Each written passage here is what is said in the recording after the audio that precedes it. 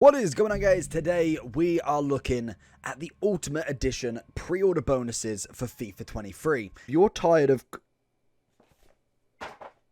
coming up against teams that want to rip your hair out every single day, make sure you check u7buy.com for the most reliable and cheapest coins on the market. And at checkout, make sure you hit that JT11 for 5% off your order, and hopefully you have a good day. As we have no content today, I thought, you know what, this is going to be the perfect opportunity to discuss kind of what sort of version you want to look at the game. I don't think we'll have a quick look as well to see if we can see anything here, but I don't think there's any sort of pre-order at yet. It's just kind of been leaked, and we'll put it on the screen in a second, but I want to run through and see if you think the FIFA 23 bonus is worth it. So by the looks of it, we haven't got anything yet in terms of the actual pre-order. I can imagine that won't be long until it actually comes out. Oh, handball. I don't think it'll be long until that comes out, because normally you have until like the first week in August to be able to go do it. And I believe the game should be really out for pre-order now. I've been hearing that the reaction trailer, or the first looking at the game, is on the 20th of July. So mark that in your calendar. Hopefully it will be then. We'll also do a reaction video on that, so if you want to stay subscribed until then, at the very minimum, you can have a look at that and see what the reaction is of myself. So going back to what we are going to get in FIFA 23, allegedly, I'm hoping that this is right, and to be honest, from the looks of it, it should be right, and we're going to pop it up on screen now. So, as you can see, the first thing we get, as we get in most years, is a want-to-watch card. It's normally untradeable, and normally you get it within the first few weeks of the game. We'll see when we get it this time. It's normally when want-to-watch promo is actually out. And with the movements of Haaland, we've obviously got Nunez moving, or has moved as well.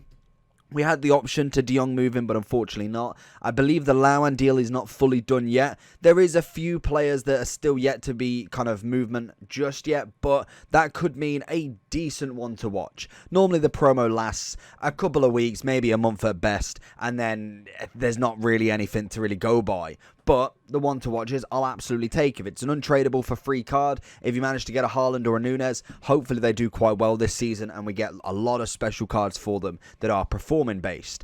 Then we also get, if I have a quick look at my photo, a World Cup hero item. So if you are new around in the football scene or FIFA scene, in November, we have the World Cup. Because it's being played in Qatar, I believe from what I've heard, it's due to the summertime and the wintertime, obviously, both being very hot. They've gone for a wintertime World Cup. I could be totally wrong here. This is just kind of my understanding of it. But they've went for a wintertime to make it cooler and then have the stadiums fully indoors so they can aircon basically the entire stadium. Again, pinch of salt, have a Google. I believe that's why. Otherwise, it might have just fallen at that point. So during FIFA, we get it obviously in October, or the start of October, kind of end of September. We're going to only have about a month and a half, 2 months until the World Cup starts. And then all club football has stopped. So more than likely, as that suggests, we're going to have a World Cup hero, man of the matches, international man of the matches. We're going to have something, a promo based around that World Cup for the month that it's on. So it'll be very interesting to see when that happens. We should get that card at the very start, and I'm hoping it's something like a road to the final. So if you do get, say, a Harry Kane, he'll go up every rating or every rank that England progress. Same with anybody from Spain, a De Gea, from Belgium, a KDB, obviously then a Ronaldo from Portugal. It'd be nice that we get a whole load of them that actually work quite well. We then also get an Mbappe loan, so a pretty standard there. Item 5 matches, and Mbappe that obviously we'll be doing a review on straight away. Also then you do get a loan from one of the ambassadors. So at the minute I think it's Vinny, Son, Alfonso, I want to say Trent is still as well, and Foden.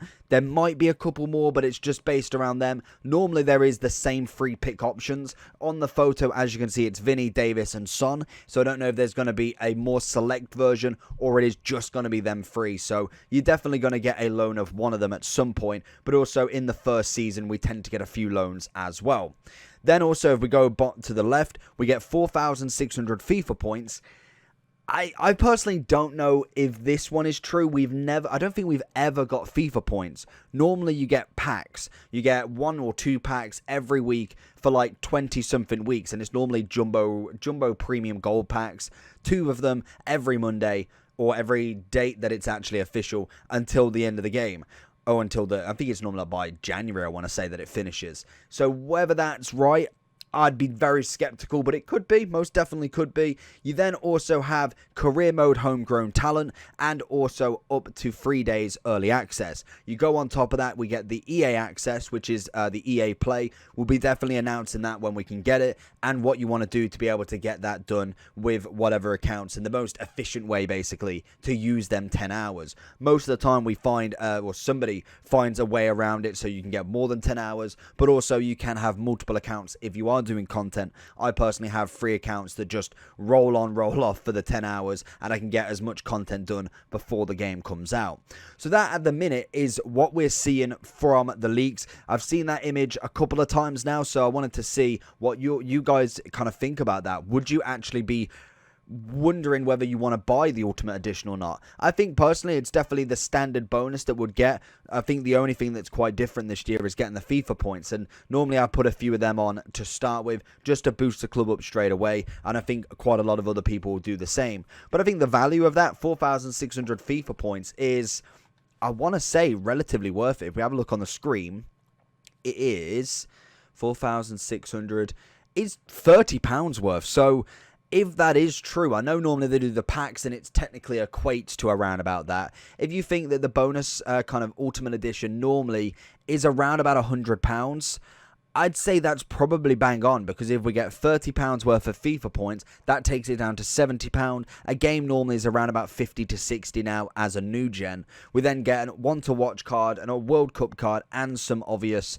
loan cards, as well as the 3 days early.